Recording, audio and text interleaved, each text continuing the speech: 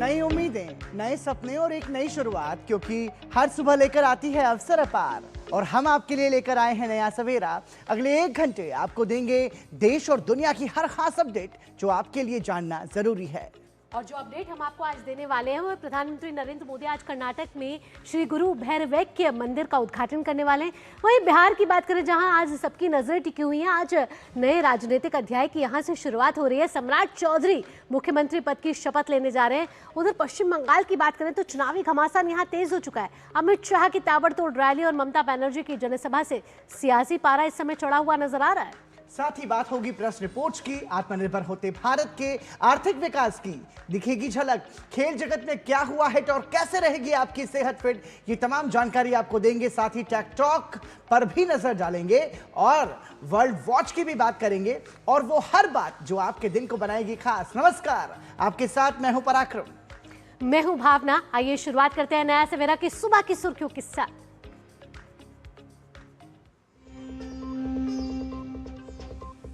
प्रधानमंत्री नरेंद्र मोदी आज कर्नाटक में श्री गुरु भैरवैक्य मंदिर का करेंगे उद्घाटन, विशाल जनसभा को भी करेंगे संबोधित। वहीं तमिलनाडु के नागरकोइल में करेंगे रोड शो।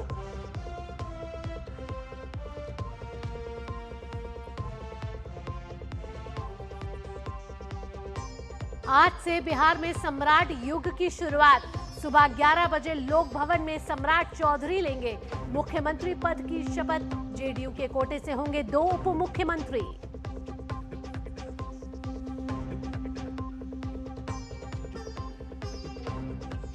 केंद्रीय गृह मंत्री अमित शाह की आज पश्चिम बंगाल में ताबड़तोड़ चुनावी रैलियां, 4 जनसभाओं को करेंगे संबोधित। वहीं ममता बनर्जी की सिलीगुड़ी में चुनावी जनसभा।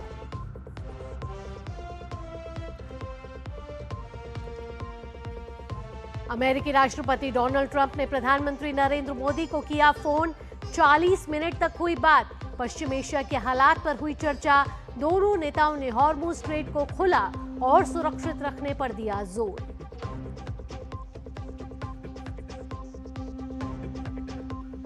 और अमेरिका और ईरान के बीच फिर होगी शांति वार्ता। राष्ट्रपति डोनाल्ड ट्रंप ने दिए संकेत, कई मुद्दों पर सहमति बनाने का प्रयास। फिलहाल युद्ध विराम की अवधि बढ़ाने पर फोकस।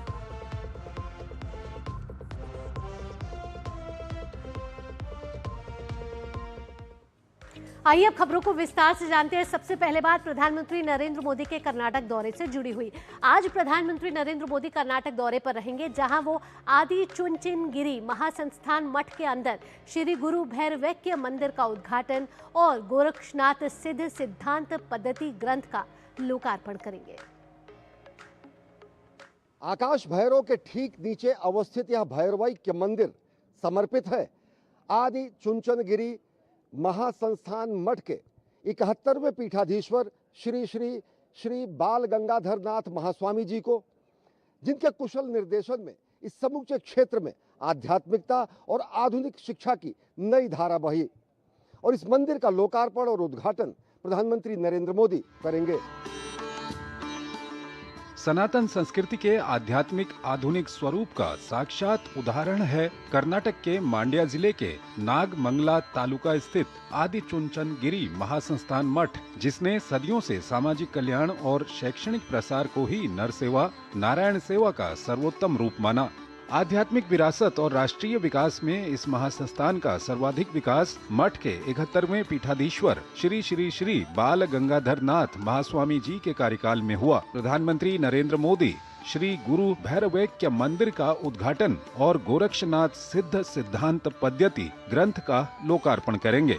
ये मंदिर उन पीठाधीश्वर को समर्पित है जिन्होंने सैकड़ों विद्यालय, अस्पताल और उच्च शिक्षण संस्थानों का निर्माण किया, जिन्होंने ये माना कि समाज की सेवा ही सर्वोच्च पूजा है। उनके उपदेश जाति, पंथ और क्षेत्र से परे थे, जिन्होंने लाखों लोगों को करुणा और धर्म के मार्ग पर प्रेरित किया। गर्भगृह में परम पूज्य बाल गंगाधर नाथ महास्वामी जी की शाश्वत उपस्थिति उनके जीवन दर्शन और मानव सेवा के प्रेरणादायक प्रसंगों की अभिव्यक्ति है।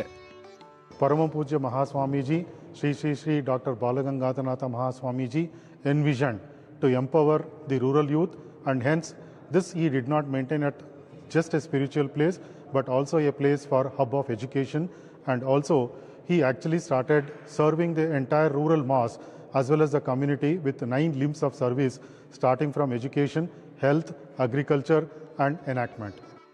श्री गुरु भैरवैक्य मंदिर केवल पत्थरों से बना एक स्मारक नहीं बल्कि एक जीवंत पवित्र धाम है। द्रविड़ वास्तुकला की शाश्वत भव्यता यहाँ जीवंत हो उठती है और मठ के 71वें पूज्य पीठाधीश्वर की दिव्य अलौकिक उपस्थिति यहाँ शोभायमान है। मानवता के प्रति उनकी अथक सेवा और मानव के प्रति उनकी अटूट करुणा के प्रमाण मठ द्वारा स्थापित विद्यालय, विश्वविद्यालय और चिकित्सालय हैं, जहाँ लाखों बच्चे शिक्षा ही नहीं संस्कार भी पाते हैं। Shri Adi Chunchandgiri Mahasamsthana Math, rooted in the ancient Natha Pantha, has been a lighthouse of Dharma for centuries. While our foundation is spiritual, our mission has always been social. Swamiji believed that seva to the poor is seva to the God, which is in the national spirit of Sabka Saath and Sabka Vikas. Shri गुरु भैरवैक्य मंदिर केवल एक संरचना नहीं बल्कि श्री आदि चुंचनगिरी मठ की अखंड आध्यात्मिक परंपरा का प्रमाण है, जिसने कर्नाटक और उससे परे लाखों भक्तों का मार्गदर्शन किया है। ये मंदिर स्मृति और श्रद्धा का एक तीर्थ है, जहां महास्वामी जी के आध्यात्मिक, शैक्षिक और सामाजिक योगदान को अनंत काल तक अक्षुण्ण बनाया गया है। आदि चुंचनगिरी यात्रा के दौरान प्रधानमंत्री मठ के अनुयायियों, श्रद्धालुओं और उपस्थित जन समुदाय को भी संबोधित करेंगे। श्री गुरु भैरवैक्य मंदिर विश्व को एक सशक्त संदेश देता है कि भारत की शक्ति केवल तीव्र आर्थिक विकास में ही नहीं बल्कि आध्यात्मिक जड़ों की गहराई और सांस्कृतिक धरोहर की समृद्धि में ही निहित है। भारत की आध्यात्मिकता की शक्ति और आधुनिकता के सोच का एक अद्भुत समन्वय यहाँ पर दिखता है और ये वही मंत्र है जिसमें विकास भी और विरासत भी के मंत्र के साथ प्रधानमंत्री नरेंद्र मोदी साल 2047 तक विकसित भारत के सपने को साकार करने में लगे हैं। कैमरा पर्सन आरके के साथ अश्विनी कुमार मिश्र, डीडी न्यूज, आदि चुंचनगिरी महासंस्थान मठ, मांड्या। तो नर सेवा ही नारायण सेवा है, इस युक्ति का पर्याय है और ये सार्थक कर रहा है श्री गुरु भैरवैक्य मंदिर, जिसका प्रधानमंत्री नरेंद्र मोदी आज उद्घाटन करने वाले हैं। हम आपको बताएंगे विस्तार से इसके बारे में विस्तृत जानकारी, लेकिन ये समझना महत्वपूर्ण है कि ये समाज सेवा के उद्देश्य से इसकी नींव रखी गई थी और उसे अब साकार करता हुआ यहाँ पर वो नजर भी आ रहा है आदि चुंचनगिरी महासंस्थान मठ। और इसमें महत्वपूर्ण ये भी है कि किस तरीके से वहाँ पर शिक्षा के माध्यम से, स्वास्थ्य के माध्यम से भावना उसको बढ़ावा दिए जाने का प्रयास किया जा रहा है। तो एक तरीके से जो ग्रामीण युवा थे उनको केंद्र में रखकर उनके जीवन को बनाने के उद्देश्य से इसकी नींव रखी गई थी और ऐसे में अब प्रधानमंत्री नरेंद्र मोदी का इस भव्य मंदिर का उद्घाटन करना ये सामाजिक प्रेरणा का भी एक दिव्य स्वरूप बनकर उभरेगा। भावना बिल्कुल आध्यात्मिक चेतना का भी ये प्रतीक है और आधुनिक भारत में जिस तरीके से प्रधानमंत्री नरेंद्र मोदी हमेशा से कहते हैं पराक्रम कि 2047 तक विकसित भारत बनाना है और ऐसे में विकास को साथ लेते हुए और विरासत को साथ लेते हुए कहीं ना कहीं ये गुरु भैरवैक्य मंदिर अपने आप में एक अनूठा मंदिर है। और आज जब प्रधानमंत्री वहां जाएंगे तो एक तमाम तैयारियां वहां की गई हैं और कहा जा रहा है कि आज इस मठ को बेहद ही खूबसूरत सजाया गया, दुल्हन की तरह सजाया गया और साथ ही सदियों से जो सामाजिक कल्याण और शैक्षणिक प्रसार को हर नर सेवा, नारायण सेवा का सर्वोत्तम रूप माना गया है, उसी का कहीं ना कहीं ये प्रतीक दे रहा है श्री गुरु भैरवैक्य मंदिर। बिल्कुल, और आध्यात्मिक विरासत और राष्ट्रीय विकास में इस महासंस्थान का सर्वाधिक विकास मठ के 71वें पीठाधीश्वर श्री श्री बाल गंगाधर नाथ महास्वामी जी के कार्यकाल में एक तरीके से हम कह सकते हैं कि प्रधानमंत्री नरेंद्र मोदी जो है श्री गुरु भैरवैक्य मंदिर का उद्घाटन और गोरक्षनाथ सिद्धांत पद्धति ग्रंथ का लोकार्पण करेंगे। ये मंदिर उन पीठाधीश्वर को समर्पित है जिन्होंने सैकड़ों विद्यालय, अस्पताल और उच्च शिक्षण संस्थानों का निर्माण किया। और कहा जा रहा है कि जो समाज की सेवा है ना वही सर्वोच्च पूजा है और यही कहीं ना कहीं ये जो मंदिर है और आध्यात्म से जुड़ा ये जो धाम जिसको कहा जा रहा है वो इसका प्रतीक है। उनके जो उपदेश वो जाति, पंथ और क्षेत्र से परे थे। उन्होंने लाखों लोगों को करुणा और धर्म के मार्ग पर प्रेरित किया है। गर्भगृह में परम पूज्य बाल गंगाधर नाथ महास्वामी जी की शाश्वत उपस्थिति उनके जीवन दर्शन और मानव सेवा के प्रेरणादायक प्रसंगों की अभिव्यक्ति है। आइए ग्राफिक्स के जरिए आपको दिखाते हैं इस मंदिर का क्या है खासियत और साथ ही साथ ये कहाँ स्थित है। आपको बता दें कि मंड्या जिले में प्रधानमंत्री नरेंद्र मोदी का कार्यक्रम है और ये जो मंदिर है वो मंड्या जिले में ही स्थित है श्री गुरु भैरवैक्य मंदिर का प्रधानमंत्री नरेंद्र मोदी लोकार्पण करेंगे। प्रधानमंत्री नरेंद्र मोदी कर्नाटक के दौरे पर हैं और आदि चुंचनगिरी महासंस्थान मठ में यह मंदिर बना है, जिसका उद्देश्य नर सेवा ही नारायण सेवा है और उसी युक्ति को ये चरितार्थ भी कर रहा है। 71वें पीठाधीश्वर की स्मृति में इस मंदिर का निर्माण कराया गया, जिसका उद्देश्य समाज में शिक्षा, स्वास्थ्य सेवाओं को बढ़ावा देना है। गोरक्षनाथ सिद्ध सिद्धांत पद्धति ग्रंथ का भी लोकार्पण इस दौरान प्रधानमंत्री नरेंद्र मोदी करेंगे। बिल्कुल, कहीं ना कहीं दक्षिण भारत का ये गौरव है और द्रविड़ कला में इस पूरे मंदिर का जो सौंदर्यकरण है वो किया गया है। और शिव महिम्न स्तोत्रम पुस्तक का भी विमोचन आज प्रधानमंत्री नरेंद्र मोदी करने वाले। तो प्रधानमंत्री नरेंद्र मोदी का ये कर्नाटक दौरा बेहद ही महत्वपूर्ण रहने वाला है, क्योंकि प्रधानमंत्री के साथ साथ पूर्व प्रधानमंत्री HD देवगौड़ा भी उनके साथ मौजूद रहेंगे। वहाँ पर मठ के अनुयायियों, श्रद्धालुओं को प्रधानमंत्री नरेंद्र मोदी संबोधित भी करेंगे। तो लोकार्पण के बाद प्रधानमंत्री का संबोधन भी है और जीवंत पवित्र धाम है श्री गुरु भैरवैक्य मंदिर।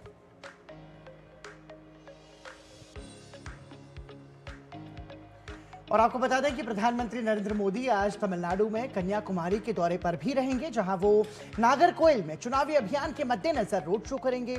इसे लेकर तमाम तैयारियां पूरी हो चुकी हैं। प्रधानमंत्री के दौरे को लेकर न सिर्फ राज्य में भाजपा पदाधिकारी और कार्यकर्ता जोश में हैं, बल्कि स्थानीय जनता में भी उत्साह है। आपको बता दें कि तमिलनाडु में 23 अप्रैल को 234 विधानसभा क्षेत्रों के लिए वोटिंग होनी है, जबकि मतगणना 4 मई को होगी। तो प्रधानमंत्री नरेंद्र मोदी का ये दौरा बेहद ही खास माना जा रहा है चुनावों के लिहाज से भी, क्योंकि आगामी चुनाव आने वाले और ऐसे में मिशन साउथ के साथ इस समय भाजपा आगे बढ़ती हुई नजर आ रही है। बिल्कुल। और यदि बात करें पश्चिम बंगाल की, तो पश्चिम बंगाल में आगामी विधानसभा चुनाव को लेकर के जो प्रचार है वो तेज हो गया है। आज केंद्रीय गृह और सहकारिता मंत्री अमित शाह राज्य के विभिन्न विधानसभाओं में जनसभाओं को संबोधित करेंगे। उनका पहला कार्यक्रम दार्जिलिंग और कुर्सियांग विधानसभा क्षेत्र में होगा, जहां वो स्थानीय मतदाताओं से सीधा संवाद करेंगे। इसके बाद गृह मंत्री राजगंज और जलपाईगुड़ी विधानसभा क्षेत्रों में जनसभाएं करेंगे। और साथ ही साथ आपको बता दें कि पश्चिम बंगाल का चुनाव प्रचार इस समय जोर पकड़ चुका है और आज अमित शाह की ताबड़तोड़ रैलियां होने वाली हैं। आपको बता दें कि पश्चिम बंगाल में 2 चरणों में चुनाव होने हैं और चुनाव की तारीख बेहद ही करीब है। ऐसे में भाजपा वर्सेस TMC की लड़ाई इस समय दिलचस्प और रोचक होती हुई नजर आ रही है। अगर आपको बताएं, आज केंद्रीय गृह एवं सहकारिता मंत्री और भाजपा के वरिष्ठ नेता अमित शाह जनता से सीधा संवाद करने वाले, मतदाताओं से वे मुलाकात करेंगे, उनकी समस्याओं को जानेंगे और साथ ही आज उनकी जो 4 जनसभाएं हैं वो दार्जिलिंग से शुरू होंगी और जलपाईगुड़ी में भी उनकी एक जनसभा है, अलीपुरद्वार में है और कूच बिहार में। ये 4 ताबड़तोड़ रैली आज केंद्रीय गृह एवं सहकारिता मंत्री अमित शाह की आज पश्चिम बंगाल में होने वाली है। तो पश्चिम बंगाल में चुनाव प्रचार जोरों पर है।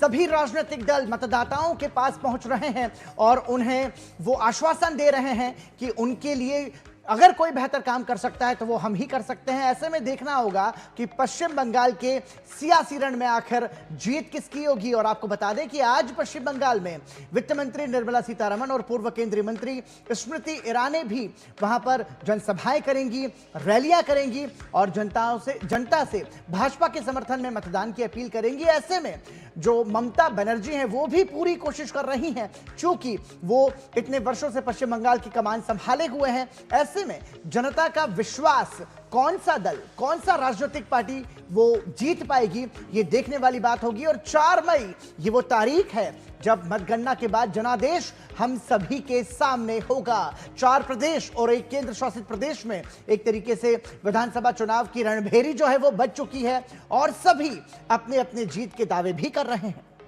यहाँ रुकते एक छोटे से ब्रेक के लिए, जल्द हाजिर होते हैं।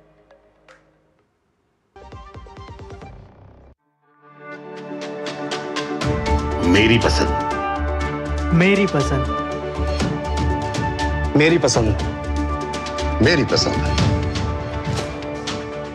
हमारी पसंद, हम सबकी पसंद। मजबूत देश का मजबूत सरिया हो गया स्टील।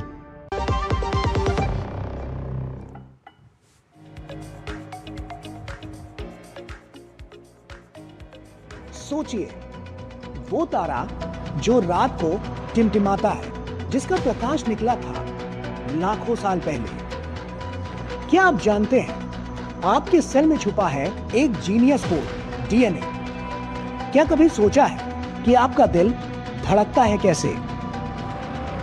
विज्ञान सिर्फ किताबों में नहीं है, यह है आपके आसपास। जानिए वो कैसे जो हर क्या के पीछे छुपा है। आपकी साइंटिफिक सोच को देगा एक नया स्पार्क जो खोलेगा एक नई दुनिया का दरवाजा। वो है साइंस स्पार्क।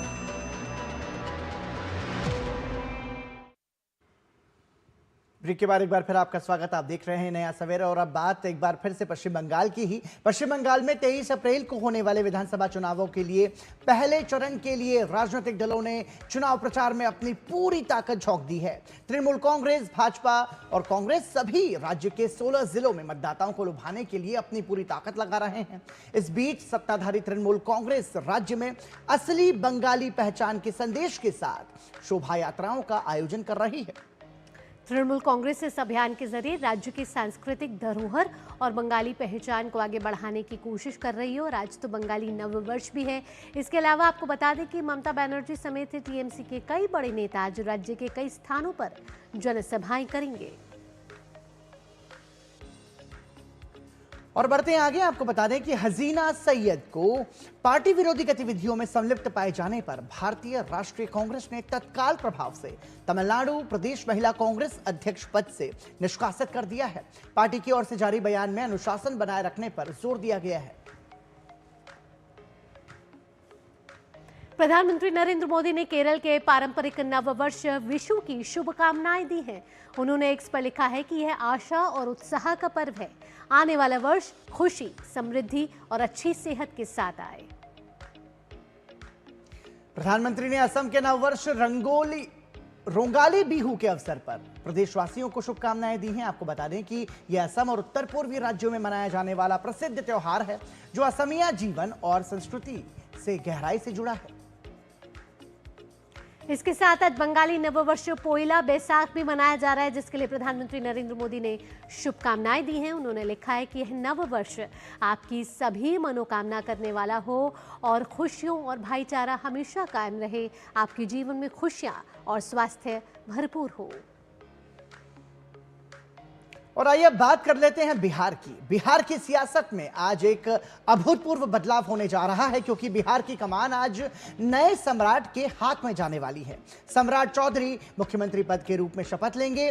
सम्राट चौधरी को एनडीए विधायक दल का नेता चुना गया। वहीं सम्राट चौधरी के राजनीतिक जीवन की बात करें तो उन्होंने 1990 में आरजेडी के साथ सक्रिय राजनीति में कदम रखा था और फिर 1999 में राबड़ी सरकार में कृषि मंत्री भी बने थे। 2000 और 2010 में 2 बार परबत्ता सीट से विधायक चुने गए। साल 2014 की बात करें तो 2014 में जेडीयू में वे शामिल हुए और फिर 2017 में भाजपा का दामन थाम लिया, जिसके बाद उन्होंने कभी पीछे मुड़कर नहीं देखा। 2023 में बिहार भाजपा के प्रदेश अध्यक्ष वे नियुक्त हुए और साल 2024 में बिहार के उप मुख्यमंत्री बनाए गए और आज वे मुख्यमंत्री पद की शपथ लेने वाले हैं। सुबह 11 बजे का समय निर्धारित किया गया है जब बिहार में सम्राट युग की शुरुआत होगी। इस समय हमारे साथ हमारे संवाददाता राजेश राज हमारे साथ जुड़ गए हैं। ज्यादा जानकारी के साथ राजेश का रुख कर लेते हैं। राजेश, 20 साल बाद ये सत्ता परिवर्तन देखेगा बिहार और कहीं ना कहीं राजनीतिक लिहाज से एक बड़ा संदेश यहाँ से जाता हुआ और एक सम्राट युग की शुरुआत आज हो रही है। क्या मिनट टू मिनट है आज का? देखिए भावना, इसे सत्ता परिवर्तन तो हम नहीं कह सकते हैं क्योंकि ये सिर्फ मुख्यमंत्री का परिवर्तन है। सरकार एनडीए की ही है, ऐसा तमाम जो भारतीय जनता पार्टी के जो बड़े नेता हैं, जो छत्रप हैं, वो कहते हुए नहीं थक रहे कि ये सिर्फ मुख्यमंत्री का बदलाव है। सरकार तो एनडीए की ही है। जनता दल यूनाइटेड के राष्ट्रीय अध्यक्ष पूर्व मुख्यमंत्री नीतीश कुमार आज से पूर्व हो जाएंगे। कल तक वो निवर्तमान थे, कल तक वो वर्तमान थे और अब वो पूर्व फॉर्मर चीफ मिनिस्टर कहलाएंगे। निश्चित तौर पर उनका जो संपूर्ण कार्यकाल रहा है उसकी चर्चा सदियों तक बिहार में की जाती रहेगी, क्योंकि नीतीश कुमार ने जिस तरीके से बिहार को सजाया संवारा, इसको लेकर जो जनता दल यूनाइटेड के तमाम जो बड़े नेता हैं वो ये कहते हुए नहीं थक रहे कि हम उन्हें मिस करेंगे, हम नीतीश कुमार को मिस करेंगे। रात भी जब श्रवण कुमार जो निवर्तमान परिवहन मंत्री, ग्रामीण विकास मंत्री हैं, नीतीश कुमार के बेहद विश्वस्त हैं, वो बहुत भावुक थे। वो कह रहे थे कि नीतीश कुमार को हम मिस करेंगे। तो अब हम लोक भवन पर मौजूद हैं। हमारे पीछे जो आप ये जो देख रहे हैं भावना, हम अपना फुल स्क्रीन करके आपको चाहेंगे कि इसे हमारे कैमरामैन राहुल आपको दिखाएंगे, मोहित, कि ये लोक भवन है और इसी लोक भवन में अब से कुछ ही देर बाद यानी 11 बजे सम्राट चौधरी अपने पद और गोपनीयता की शपथ लेंगे। और बहुत ही कम उम्र में उन्होंने अपने राजनीतिक करियर की शुरुआत की थी और उनका ये करियर एक विधायक से मुख्यमंत्री तक का सफर बेहद ही रोचक होने वाला है। और शपथ ग्रहण समारोह में तमाम जो पार्टी के बड़े नेता हैं एनडीए के, वो शामिल हो रहे हैं। खबर आ रही है कि शायद जेपी नड्डा भी इसमें शिरकत करेंगे और इसके अलावा तमाम घटक दलों के जितने बड़े नेता हैं, चाहे जीतन राम मांझी हो, उपेंद्र कुशवाहा हो या फिर तमाम जो उनकी साझेदार पार्टी के लोग हैं, वो इसमें शिरकत करेंगे। और इसी के साथ बिहार में नए जो बिहार के चौधरी हैं वो सम्राट चौधरी मुख्यमंत्री पद की शपथ लेंगे और नए युग की शुरुआत होगी। राजेश, बिहार के लिए कहा जा रहा है कि एक तरीके से सम्राट युग की शुरुआत अब बिहार में होने जा रही है।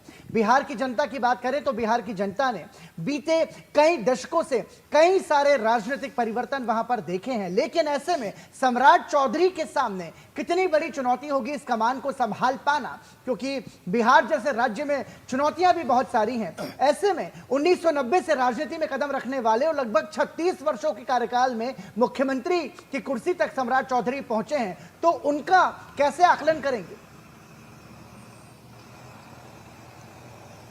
देखिए, सम्राट चौधरी कई मायनों में बहुत ही भाग्यशाली राजनेता हैं। चुनौतियां बहुत रही, संघर्ष बहुत रहे छात्र जीवन से ही, लेकिन सीधे कैबिनेट मंत्री के पद पर वो राबड़ी देवी के मंत्रिमंडल में 1999 में वो जो है आसीन होते हैं अपने पिता शौकनी चौधरी के साथ। शौकनी चौधरी भी कैबिनेट मंत्री बनाए गए थे, मुझे वो लम्हा बिल्कुल याद है। और गांधी मैदान की सभा में जब शौकनी चौधरी, वृषण पटेल, शिवानंद तिवारी, ये तमाम लोग समता पार्टी छोड़कर नीतीश कुमार का साथ छोड़कर लालू प्रसाद के साथ आए थे, उस वक्त सम्राट चौधरी सबसे कम उम्र के जो है वो कैबिनेट मंत्री बनाए गए थे। हालांकि विवादों में भी आए, लेकिन तमाम विवादों को चिढ़ते हुए, तमाम विवादों से आगे बढ़ते हुए उन्होंने आरजेडी, जेडीयू और अब भारतीय जनता पार्टी में स्थायित्व के साथ उन्होंने जिस तरीके से सफलता की सीढ़ियां चढ़ी हैं, उसमें चुनौतियां बहुत आएंगी। मुख्यमंत्री के पद तक पहुंचने में भी भारतीय जनता पार्टी के अंदर या जो घटक दल के लोग हैं उनके अंदर भी उन्हें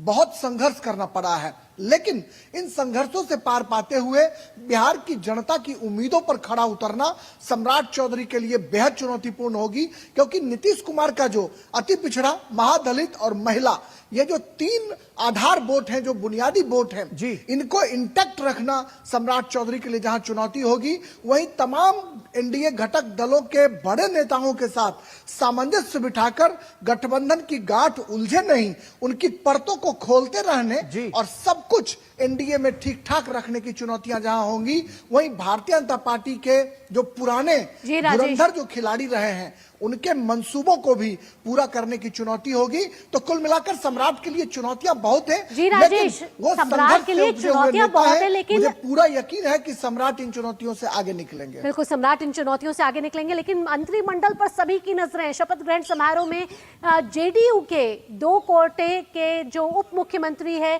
क्या उनका भी आज शपथ ग्रहण होगा और उनके बारे में भी संक्षिप्त में बता दीजिए।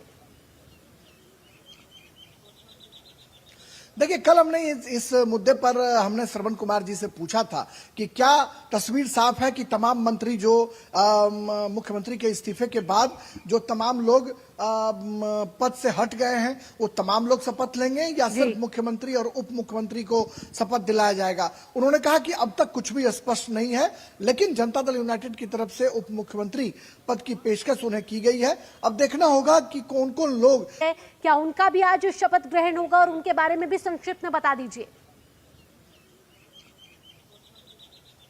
देखिए, कल हमने इस मुद्दे पर हमने श्रवण कुमार जी से पूछा था कि क्या तस्वीर साफ है कि तमाम मंत्री जो मुख्यमंत्री के इस्तीफे के बाद जो तमाम लोग पद से हट गए हैं वो तमाम लोग शपथ लेंगे या सिर्फ मुख्यमंत्री और उप मुख्यमंत्री को शपथ दिलाया जाएगा। उन्होंने कहा कि अब तक कुछ भी स्पष्ट नहीं है, लेकिन जनता दल यूनाइटेड की तरफ से उप मुख्यमंत्री पद की पेशकश उन्हें की गई है। अब देखना होगा कि कौन कौन लोग इस पद पर आसीन होंगे। निशांत कुमार अब तक जो है, जो खबरें आ रही हैं कि वो कल शाम तक भी वो मानने को तैयार नहीं थे। उनका कहना है कि हम संगठन में काम करेंगे, लेकिन आगे भी आपसे अपडेट लेनी है हमें, तो हम आगे भी आपसे अपडेट लेते रहेंगे। और आइए बढ़ते हैं आगे। आपको बता दें कि अमेरिका के राष्ट्रपति डोनाल्ड ट्रंप ने प्रधानमंत्री नरेंद्र मोदी से फोन पर बातचीत की है। दोनों नेताओं ने पश्चिम एशिया की स्थिति के संदर्भ में हॉर्मुज़ जल डमरू मध्य को खोला और सुरक्षित रखने के महत्व पर बल दिया। प्रधानमंत्री मोदी ने सोशल मीडिया प्लेटफॉर्म एक्स पर अपने संदेश में लिखा कि राष्ट्रपति ट्रंप के साथ विभिन्न क्षेत्रों में अपने द्विपक्षीय सहयोग में हुई महत्वपूर्ण प्रगति की समीक्षा की। हम सभी क्षेत्रों में अपनी व्यापक वैश्विक रणनीतिक साझेदारी को और अधिक सुदृढ़ करने के लिए प्रतिबद्ध हैं। साथ ही हमने पश्चिम एशिया की स्थिति पर भी चर्चा की है और हॉर्मुज़ स्ट्रेट को खुला और सुरक्षित रखने के महत्व पर जोर दिया है। दोनों नेताओं के बीच कई मुद्दों पर अहम बातचीत हुई है। तो डोनाल्ड ट्रंप की प्रधानमंत्री नरेंद्र मोदी के साथ फोन पर बातचीत हुई है और पश्चिम एशिया की स्थिति को लेकर, साथ ही हॉर्मुज़ स्ट्रेट को खुला और सुरक्षित रखने के महत्व पर जोर दिया गया है। इस समय हमारे संवाददाता अखिलेश सुमन जुड़ गए हैं ज्यादा जानकारी के साथ। अखिलेश का रुख करते हैं। अखिलेश, प्रधानमंत्री नरेंद्र मोदी की डोनाल्ड ट्रंप के साथ बातचीत हुई है, करीब 20 मिनट ये बातचीत चली है।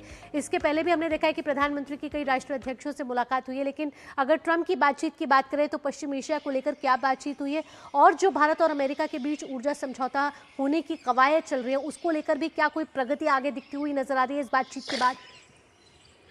देखिए, भारत और अमेरिका के जो संबंध है वो भारत और अमेरिका के संबंध काफ़ी महत्वपूर्ण संबंध है और भारत और अमेरिका के बीच में आप जानती हैं कि फ्री ट्रेड एग्रीमेंट की भी बात काफ़ी दिनों से चल रही है। एक इंटरिम फ्री ट्रेड एग्रीमेंट बना भी है जिसको कि फाइनल रूप देना है। तो एक बातचीत का एक प्रमुख मुद्दा यह भी रहा कल की जो बातचीत हुई दोनों नेताओं के बीच में। लेकिन इसके साथ साथ मध्य पूर्व की जो स्थिति है, पश्चिम एशिया की जो स्थिति है, वह एक काफ़ी महत्वपूर्ण अवयव था कि किस तरीके से पश्चिम एशिया में शांति लाई जाए और ख़ास करके जो ये जो स्ट्रेट ऑफ हॉर्मुज़ है, स्ट्रेट ऑफ हॉर्मुज़ को किस तरीके से वहाँ पे फ्रीडम ऑफ नेविगेशन कराया जाए, किस तरीके से ये बहुत ही महत्वपूर्ण है। क्योंकि देखिए, जो फ्री स्ट्रेट ऑफ हॉर्मुज़ है उसमें दुनिया की 20% तेल और गैस आते हैं और अगर उसे ईरान ने बंद किया है तो उसका खामियाजा जो है दुनिया को तकरीबन अधिकांश देशों को भुगतना पड़ रहा है। भारत भी लगातार फ्रीडम ऑफ नेविगेशन की बात करता रहा है। तो ऐसे में अमेरिकी राष्ट्रपति डोनाल्ड ट्रंप भी लगातार इस बात को बोलते रहे कि वहाँ फ्रीडम ऑफ नेविगेशन बहाल होना चाहिए। लेकिन हुआ क्या कि इस बीच में टकराहट ईरान और अमेरिका के बीच में स्ट्रेट ऑफ हॉर्मुज़ के बारे में और बढ़ गई। पहले ईरान ने स्ट्रेट ऑफ हॉर्मुज़ को रोक रखा था, उसके बाद अमेरिका ने स्ट्रेट ऑफ हॉर्मुज़ के बाहर जो गल्फ ऑफ ओमान है, उसके बाद अरब सागर है, वहाँ पे उन्होंने रोक लगाई है कि ईरान पोर्ट से आने जाने वाले किसी भी जहाज को नहीं आने दिया जाएगा, नहीं जाने दिया जाएगा। तो यह एक टकराहट की स्थिति है। इसमें किस तरीके से भारत और अमेरिका इस पे काम कर सकते हैं और भारत और अमेरिका किस तरीके से आगे भी स्ट्रेट ऑफ हॉर्मुज़ पे फ्रीडम ऑफ नेविगेशन को सुरक्षित करने कर सकते, इस पे बारे में दोनों के विचार जो है एक्सचेंज हुआ है। और जो बात हुई कि यहाँ भी कि देखिए, लगातार जो है भारत और अमेरिका के बीच में डोनाल्ड ट्रंप बीच में फ़ोन करते रहे। इसके पहले भी उन्होंने फ़ोन किया था और अमेरिका के जो राजदूत है सर्जेई गौर, उन्होंने कल बताया कि बीच बीच में अमेरिकी राष्ट्रपति प्रधानमंत्री नरेंद्र मोदी को अपडेट करते रहते हैं पूरे मध्य एशिया की स्थिति, वेस्ट एशिया की स्थिति के बारे में। और इसी कड़ी में उनका यह फ़ोन था और इस बारे में बातचीत हुई जिसमें कि द्विपक्षीय और वेस्ट एशिया और साथ में जो ग्लोबल स्थिति है, ग्लोबल स्थिति पे तीनों मुद्दों पे दोनों नेताओं के बीच में बातचीत हुई। अखिलेश, इसके साथ साथ हमने देखा कि तीन देशों की इस लड़ाई में ऊर्जा संकट जो है उसका जो असर है वो पूरे विश्व पर पड़ा है। लेकिन भारत की ये कूटनीतिक सफलता ही हम कहेंगे कि इतने भीषण द्वंद्व के बावजूद स्ट्रेट ऑफ हॉर्मुज़ से हमारे कई सारे जहाज सुरक्षित भारत की समुद्री सीमा में पहुंचे हैं। ऐसे में हमारे ईरान के साथ भी संबंध बेहतर हैं और अमेरिका के साथ भी। तो आपको लगता है कि एक महत्वपूर्ण भूमिका यहां पर भारत निभाता हुआ नजर आ रहा है कूटनीतिक लिहाज से? देखिए, निश्चित तौर पे भारत महत्वपूर्ण भूमिका निभाता आ भी रहा है, क्योंकि देखिए सामने प्रत्यक्ष डिप्लोमेसी जो होती है वो बहुत ही प्रत्यक्ष सामने आकर नहीं होती है। डिप्लोमेसी के कई जो तत्व होते हैं वो पर्दे के पीछे करते होते हैं। और बीच बीच में हमने देखा है कि प्रधानमंत्री नरेंद्र मोदी ने ईरान के राष्ट्रपति से इस बीच में दो बार बात की है। विदेश मंत्री डॉक्टर जयशंकर ने कई बार ईरान के विदेश मंत्री से बात की है। प्रधानमंत्री ने जो गल्फ के जो देश हैं, पश्चिम एशिया के से उनके राष्ट्राध्यक्षों से कई बार फोन पे बातचीत की है। विदेश मंत्री ने भी अपने समकक्षों से उस इलाके में बातचीत की है। तो एक माहौल लगातार जो है कि दोनों के बीच में अमेरिका इजराइल एक तरफ और ईरान दूसरी तरफ, उसके बीच में लगातार जो है भारत बातचीत करके एक माहौल ऐसा बनाता रहा है, उन लोगों को प्रेरित करता रहा है। और बेंजामिन नेतन्याहू से भी प्रधानमंत्री की बातचीत हुई। परसों विदेश मंत्री ने इजराइल के विदेश मंत्री से बात की। तो ये सारी चीजें भारत लगातार अपनी भूमिका निभा रहा है। और इसी भूमिका की कड़ी में मुझे लगता है कि जो है अमेरिका के राष्ट्रपति डोनाल्ड ट्रंप ने कल प्रधानमंत्री के लिहाज से बेहद महत्वपूर्ण है जिस तरीके से हम अनेक राष्ट्राध्यक्षों से इस समय प्रधानमंत्री नरेंद्र मोदी की बात हो रही है। और भारत हमेशा से शांति का पक्षधर रहा है। ऐसे में अखिलेश, तमाम जानकारियों के साथ आपका बहुत बहुत धन्यवाद।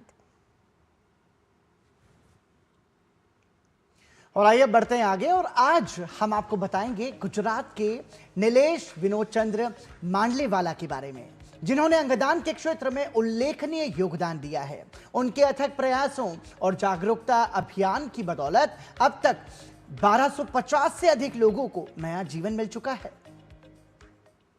सूरत की मिट्टी से भी निकली है एक ऐसी ही कहानी, जहां एक व्यक्ति के पिता को गुर्दे की बीमारी हुई और जो कठिनाइयां उन्होंने सही, उसके बाद उन्होंने एक अंगदान मिशन ही बना लिया। यानी उन्होंने इतना व्यापक जन जागरूकता अभियान चलाया जिससे न केवल अनगिनत लोगों की जिंदगी बचाई जा सकी बल्कि समाज की सोच भी बदली। नीलेश विनोद चंद्र मांडलेवाला को अपने प्रयासों के लिए मिला है पद्मश्री का सम्मान और वे कहलाते हैं ऑर्गन मैन ऑफ इंडिया। इस सांस से निकलते ही यह शरीर नश्वर बन जाएगा।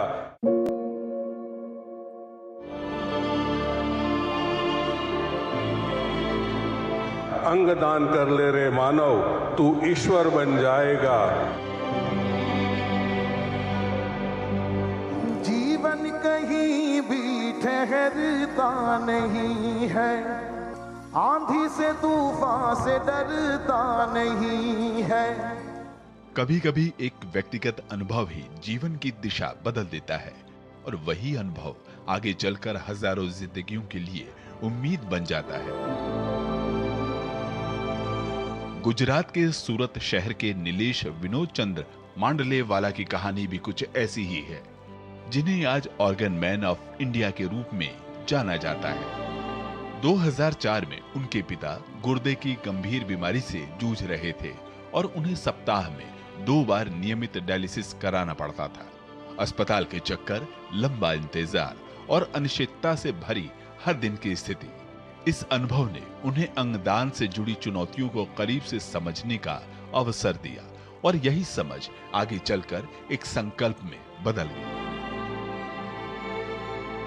नीलेश विनोद चंद्र मांडलेवाला ने 2006 में सूरत से किडनी डोनेशन सेवा की शुरुआत की और डोनेट लाइफ संगठन की स्थापना की, जिसका उद्देश्य अंगदाताओं और जरूरतमंद मरीजों के बीच एक प्रभावी सेतु स्थापित करना था। वर्ष 2006 में उन्होंने गुजरात का पहला इंटरसिटी किडनी ट्रांसप्लांट संभव कराने में महत्वपूर्ण भूमिका निभाई। ये ऑर्गन्स कोई फैक्ट्री में बनते नहीं है, उसीलिए उसे जलाए या दफनाए के बजाय हम उनके ऑर्गन्स के डोनेशंस करवाएंगे। धीरे धीरे यह पहल एक व्यापक जन जागरूकता अभियान में परिवर्तित हुई, जिसने अंगदान के प्रति समाज में जागरूकता और स्वीकार्यता दोनों को बढ़ाया। उनके अथक प्रयासों के परिणाम स्वरूप अब तक अंगदान से 1250 से अधिक लोगों को नया जीवन मिला है। हमारी संस्था डोनेट लाइफ ने एक मिशन बनाया है कि जब भी हमारा देश 2047 में शताब्दी वर्ष मना रहा होगा, तभी हमारे देश में किसी भी व्यक्ति की मृत्यु अंग न मिलने की वजह से नहीं होगी। यह कार्य केवल चिकित्सा सेवा तक सीमित नहीं, बल्कि समाज में एक सकारात्मक सोच विकसित करने की दिशा में भी महत्वपूर्ण है। नीलेश विनोद चंद्र मांडले वाला के उल्लेखनीय योगदान के लिए भारत सरकार द्वारा उन्हें पद्मश्री से सम्मानित किया गया है। समाज सेवा के क्षेत्र में अपने अतुलनीय योगदान के लिए समाज सेवी नीलेश विनोद चंद्र मांडले वाला को पद्मश्री के सम्मान के लिए हार्दिक बधाई।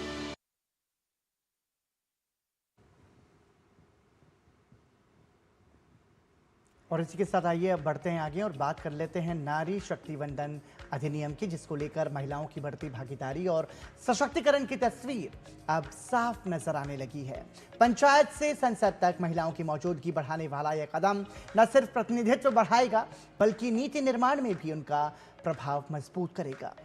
इसी मुद्दे पर हमारे सहयोगी आंचल गुलाटी गुम्मर ने पूर्व विदेश राज्य मंत्री मीनाक्षी लेखी से खास बातचीत की है। आइए आपको सुनवाते हैं।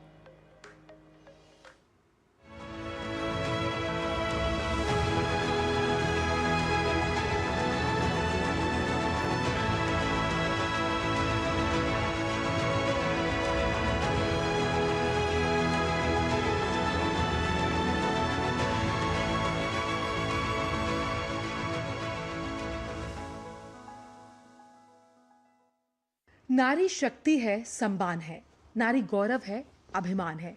नारी ने ही रचा ये विधान है, हमारा नतमस्तक उसको प्रणाम है। नारी शक्ति, ये दो शब्द अपने आप में ही ऊर्जा, साहस और सृजन का प्रतीक है। नारी न केवल परिवार की धुरी है, बल्कि समाज और राष्ट्र की प्रगति की नींव भी है। प्राचीन काल से आधुनिक युग तक महिलाओं ने अपनी प्रतिभा, त्याग और समर्पण से ये साबित किया कि वो किसी भी क्षेत्र में पुरुषों से पीछे नहीं है। और वहीं सरकार भी नारी शक्ति वंदन अधिनियम जैसे ऐतिहासिक कदम के माध्यम से महिलाओं की भागीदारी को राजनीति और नीति निर्माण में मजबूत कर रही है, जो एक विकसित भारत 2047 की परिकल्पना को परिलक्षित करने के लिए बेहद जरूरी है। और इसी विषय पर जो एक खास पॉडकास्ट सीरीज है, आज हमारे साथ बेहद खास शख्सियत मौजूद है। हमारे साथ आज मौजूद हैं हमारी खास मेहमान, पूर्व सांसद, पूर्व विदेश राज्य मंत्री और जानी मानी अधिवक्ता मीनाक्षी लेखी जी। मीनाक्षी जी, आपका बहुत बहुत स्वागत है। और सबसे पहला सवाल अगर मैं आपसे पूछूं तो वो यही है कि इस अधिनियम के जरिए जब हम नीति निर्माण में महिलाओं के आगे आने की बात करते हैं और राजनीति में उनके रिप्रेजेंटेशन को और सुदृढ़ करने के माध्यम से, आप इसे कितना बड़ा युगांतकारी कदम मानती हैं? इसे मैं युगांतकारी कदम इसलिए मानती हूँ कि बिना सहभागिता के, जैसे कोई भी गाड़ी एक पहिए पे नहीं चल सकती, तो अगर दो पहिए हैं तो दोनों को बराबर की रफ्तार से उस गाड़ी को खींचना होगा। तो ये तो सब जानते हैं, समझते हैं, लेकिन भूल जाते हैं कि समाज की जो गाड़ी है, देश की जो गाड़ी है, वो लिंग पर आधारित है कहीं ना कहीं। और एक को बाहर रखा गया, एक को अंदर रखा गया है, या एक वो टेढ़े मेढ़े लंगड़ाती टांग से चल रहा है। तो इसलिए जो रफ्तार हमको चाहिए वो रफ्तार हम नहीं पा रहे।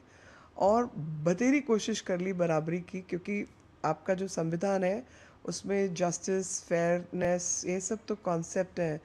मतलब कहीं पे भी भेदभाव के बिना लिंग भेद नहीं कर सकते, जाति भेद नहीं कर सकते, सब तरीके की चीज़ें हैं। तो आपने जाति भेद के लिए तो आपने SC/ST एक्ट आप कब लेके आए, SC/ST रिजर्वेशंस कब लेके आए, सब कुछ करने के बाद में, लेकिन जो एक बहुत बड़ी इस देश की माइनॉरिटी है, और वो माइनॉरिटी महिलाएं हैं। क्योंकि आप कोई भी डाटा उठा के देख लो, कोई भी बिजनेस का, ज़मीन का, अधिकारों का, आधिकारिक क्षेत्र का, न्याय प्रणाली का, एग्जीक्यूटिव का, कोई भी लेजिस्लेटर आपने देखा ही, एग्जीक्यूटिव भी, हर जगह महिला तो माइनॉरिटी है। तो जो एक सबसे बड़ी माइनॉरिटी है, वो माइनॉरिटी ना रहकर वो मेजॉरिटी की फॉर्म में बराबर ताकत बन के चल सके, उसके लिए कुछ तो आपको बदलाव लाना था। बिल्कुल। और अगर देश में, और ख़ास तौर पे जहाँ लोकतांत्रिक व्यवस्था है, वहाँ पे आप कोई भी बदलाव लाएंगे तो वो बदलाव सिवाय जनता के मन के बदलने के बिना संभव नहीं है। तो जनता का मन और जनता के कार्य कैसे बदलेंगे? वो तभी बदलेंगे जब आप समाज में परिवर्तन जो देखना चाहते हैं उसको आप इनिशिएट करें। तो अब समाज में हम परिवर्तन देखना चाहते हैं कि महिलाएं उच्च पदों पर बैठें, उनकी सहभागिता हो, नीचे से ऊपर तक कहीं ना कहीं उनकी उपस्थिति दर्ज हो। वो कैसे होगा जब हो ही नहीं रहा? तो इसलिए आर्टिफिशियली आपको वो क्रिएट करना पड़ा। मीनाक्षी, 2023 में जब इसे पेश किया गया तब आप इसकी साक्षी बनी, आप इसकी प्रबल समर्थक भी रही हैं। उस लिहाज से डिसीजन मेकिंग पावर को किस तरह से रीजेनुएट होते हुए आप देखती हैं इस अधिनियम के ज़रिए? मैं इसको न्याय के रूप में देखती हूँ। डिसीजन मेकिंग तो महिला पुरुष दोनों के पास होती है, दैट ऑटोनॉमी इज़ देयर। पर प्रश्न ये है कि कुछ को अधिकार प्राप्त होता है अपनी बात कहने का और मनवाने का, कुछ के पास वो अधिकार ही नहीं है कि अपनी बात कह भी सके, मनवाना तो दूर की बात है। तो अपनी बात कहने के लिए अगर हम उसे देश के रूप में देखें तो संसद से बड़ी तो पंचायत नहीं है। तो संसद अगर देश की सबसे बड़ी पंचायत है और वहाँ पर ही महिलाएं जो हैं वो कम संख्या में उपलब्ध हैं, तो उसी के बीच में वो आवाज़ भी दबी रह जाएगी। तो इसलिए कहीं ना कहीं अधिक से अधिक आवाज़ बुलंद हो, लोगों के लिए एक रोल मॉडल क्रिएट हो, और रोल मॉडल जब क्रिएट होते हैं तो एक्सेप्टेंस बढ़ती है जी। और ये केवल राजनीतिक संरक्षण का मामला नहीं है, ये मामला है महिलाओं की विभिन्न विधाओं को सामने लाने का। तो मान लीजिए कोई भी फील्ड जो अनरिलेटेड है लेजिस्लेचर से, लेकिन एक बार लेजिस्लेचर ने ऐसा दिखाया कि नहीं, महिलाएं सशक्त हैं और उनका ये वाला स्थान है, उनकी बात कहना और सुनना सबको पड़ेगा। बिल्कुल। तो और उनका नीति निर्धारण में उतना ही सहयोग और सहभागिता होगी। तो जब ये होगा तो वो मान लीजिए कि हम आज स्टार्टअप की बात करते हैं जिसका कुछ लेना देना नहीं है इस विधान से, लेकिन स्टार्टअप के अंदर मान लीजिए महिलाओं की संख्या कम है। एंटरप्रेन्योर्स की बात करते हैं, बिजनेस करने वाली कितनी महिलाएं और संख्या कम है। वैज्ञानिकों की बात करते हैं, कुछ थोड़ा बहुत पिछड़ा है, भारत ने बहुत अच्छा किया है, लेकिन बावजूद उसके वर्ल्ड ओवर के मामले में हमारी संख्या कम है। पुलिस फोर्सेस वगैरह में, तो वहाँ पे आपको इंडक्ट करना पड़ेगा। और एक रोल मॉडल जब तैयार होता है तो उस रोल मॉडल से समाज में एक बहुत ही पॉजिटिव मैसेज आता है। बिल्कुल। हर माता पिता भी अपनी बेटी के जो सपने बेटों के लिए देखते हैं ना, वो बेटियों के लिए भी देखना शुरू कर देते हैं कि वो फिर उनको ये बात समझ आ जाती है कि भाई लड़कियों को गुड़िया और लड़कों को ट्रक नहीं देना, लड़कियां भी ट्रक के साथ खेल सकती हैं। ये आपने बहुत अच्छी बात उठाई कि जब हम सोच में बदलाव की बात करते हैं, ये सोशल रीइंस्ट्रक्चरिंग को आप इस अधिनियम के ज़रिए कैसे चेंज होते हुए देखेंगी? मैंने बहुत बदलाव देखे अपने जीवन में।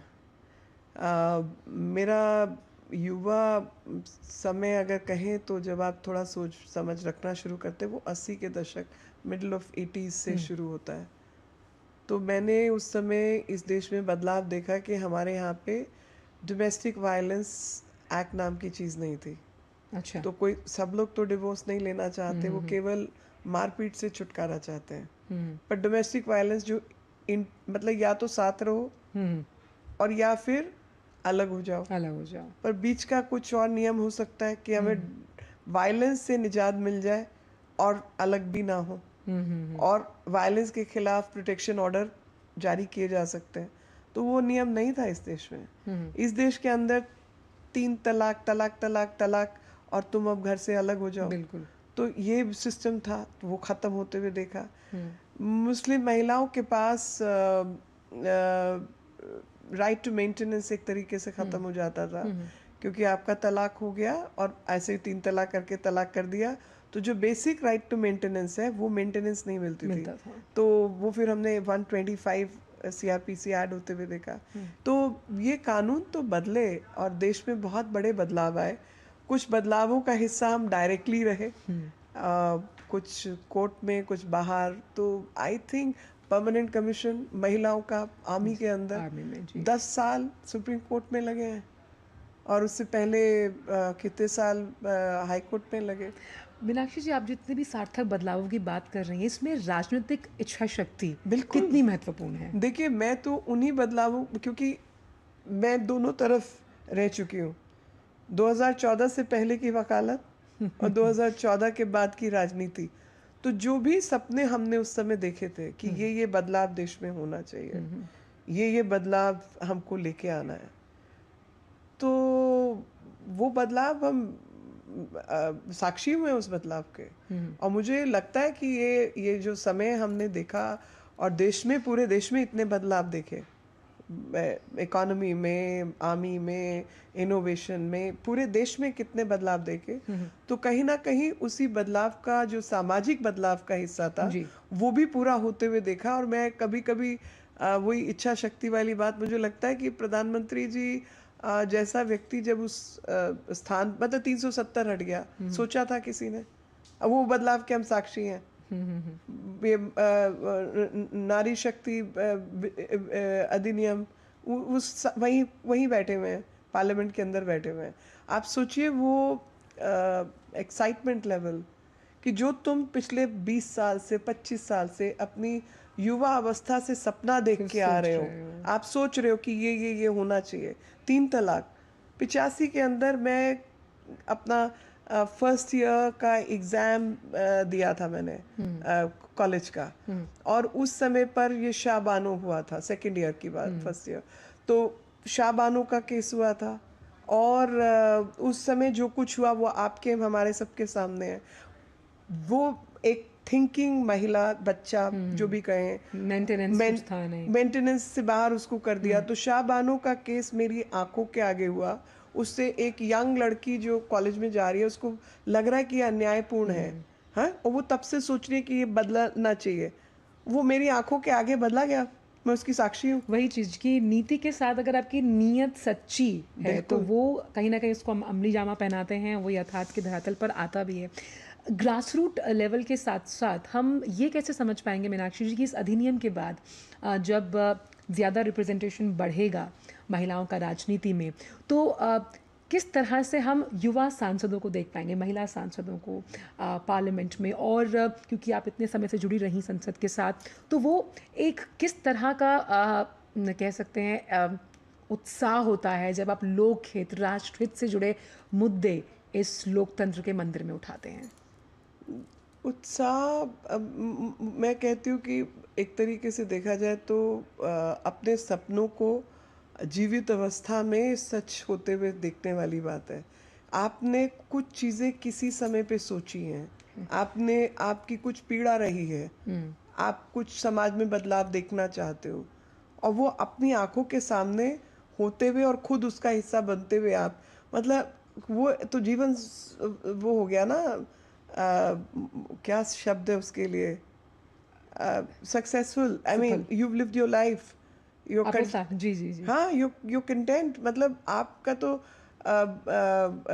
सफल ही हो गया, जीवन ही सफल हो गया। इनमें मैंने 50 काम आपको बताए, एक भी काम अपने आप में देखो तो वो इतना बड़ा है, कोई भी एक उठा लो। तो इसलिए जब आप लगातार सीरीज ऑफ बड़े कामों को देखते हैं तो आप जानते हैं कि भाई देश बदल रहा है, और देश बदला है, और वो क्यों नहीं बदला पहले? सब लोग खराब है ऐसा तो नहीं हो सकता, कुछ की नीयत ठीक होगी। मगर इस एक्ट को भी अगर आप देखें, 96 में ये डाला गया था पहली बार, गौड़ा जी के टाइम पे। गीता मुखर्जी ने उसका प्रस्तुति की थी, वो उसको लीड कर रही थी, उसको फेल किया गया। 96 में फिर दोबारा, 98 में, 2002 में, 2003 में, 98 में आया, फिर एक 6 बार ये आ चुका है। तो कभी कुछ, कभी कुछ, कभी कुछ, कभी कुछ, मतलब कुछ ना कुछ करके इसको फेल करना। कभी डिसरप्शन कर दो, कभी चले जाओ, कभी भाग जाओ, कभी कुछ और सेटअप कर दो। तो नियत सच्ची होनी चाहिए। हाँ, मतलब कि महिलाओं को नाराज भी नहीं करना और होने भी नहीं देना, यही चल रहा था ना। तो अब सिर्फ होने नहीं देना, करके देना है। तो वो मुझे लगता है कि वो जो एक जिद वाली बात होती है ना, वो प्रधानमंत्री जी में है। तो कि भाई अब ये बस हो गया, अब इसको करके दो। आपने बहुत अच्छी बात की कि ये नया भारत है, ये करके दिखाता है। हाँ। मीनाक्षी जी, आप इस पॉडकास्ट में आई, आपने अपने विचारों को यहाँ साझा किया, और इन ऊर्जावान विचारों से मुझे लगता है कि कई महिलाओं के लिए वो प्रेरणा स्रोत रहेंगे। मैं तो अपनी सब बहनों को, बच्चियों को यही कहना चाहती हूँ कि आप जो मन आए सोच लो और निश्चय कर अपनी जीत करो। बिल्कुल। और वो निश्चय में सरकार भी आपके साथ है, समाज भी आपके साथ है, आपके माता पिता भी आपके साथ है, और हम सबके सपने सच होते हुए देखना चाहते हैं। बिल्कुल। दे शिवा वर मोहे दो, शुभ कर्म तो कबू कभी न डरूं, न डरूं, निश्चय कर अपनी जीत करूं। बहुत बहुत शुक्रिया मीनाक्षी जी, आप यहाँ आई। तो इस पॉडकास्ट सीरीज में अभी के लिए इतना ही। दीजिए अनुमति। नमस्कार।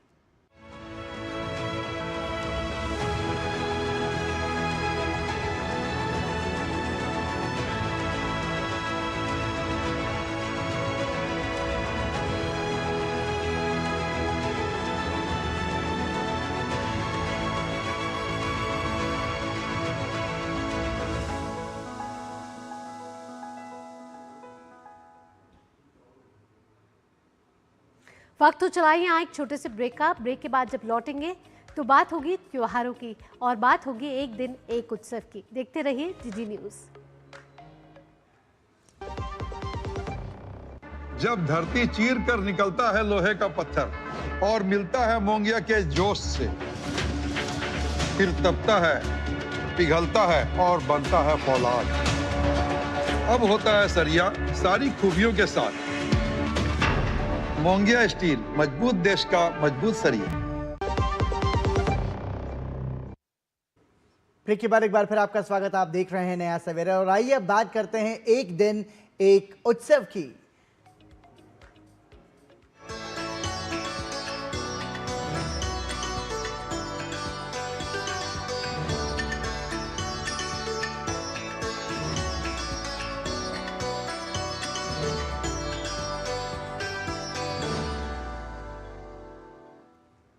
आज एक दिन एक उत्सव में बात असम के सबसे बड़े त्योहार रोंगाली बिहू की, जहां आज से असमिया नववर्ष की शुरुआत हो गई है। असम में रोंगाली बिहू के साथ ही नए साल बोहाग का आगाज हो गया है। ये त्योहार खुशियों, प्रकृति और नई फसल के स्वागत का प्रतीक है। रोंगाली यानी रंग और उल्लास, और यही रंग पूरे असम राज्य में नजर आ रहा है। बसंत के आगमन के साथ पूरा माहौल उत्सवमय हो गया है और हर वर्ग के लोग इसमें शामिल हो रहे हैं। बिहू उत्सव की शुरुआत गोरू बिहू से होती है, जहां पशुओं को नहलाकर हल्दी और दाल का लेप लगाया जाता है। उन्हें सब्जियां खिलाई जाती हैं और लोक गीतों के जरिए उनके अच्छे स्वास्थ्य की कामना की जाती है। ये परंपरा कृषि जीवन और प्रकृति के प्रति सम्मान के साथ साथ पशुओं के प्रति कृतज्ञता को भी दर्शाता है। बिहू के दौरान युवा पारंपरिक वेशभूषा में ढोल, पेपा और गोगोना की धुन पर नृत्य करते हैं। पारंपरिक वाद्य यंत्रों की धुन और लोकगीत पूरे वातावरण को जीवंत बना देते हैं। गांव में समूह घर घर जाकर बिहू गीत गाते हैं और समृद्धि की कामना करते हैं। ये त्योहार सामाजिक एकता और सांस्कृतिक विरासत को मजबूत करता है। इस दिन पूरे असम में सांस्कृतिक कार्यक्रम और लोक संगीत के आयोजन किए जाते हैं। पारंपरिक खेलों और सामुदायिक आयोजनों का भी आयोजन होता है। इस दौरान युवा और बुजुर्ग मिलकर पूरे उत्साह के साथ इस पर्व को मनाते हैं। Bureau report, DD news. Rongali Bihu तो भारत संस्कृति और उत्सव का देश है और उसी की झलक देखने को मिली इसके माध्यम से हमें एक दिन एक उत्सव में। और आइए नया सवेरा में अब बात कर लेते हैं मौसम की।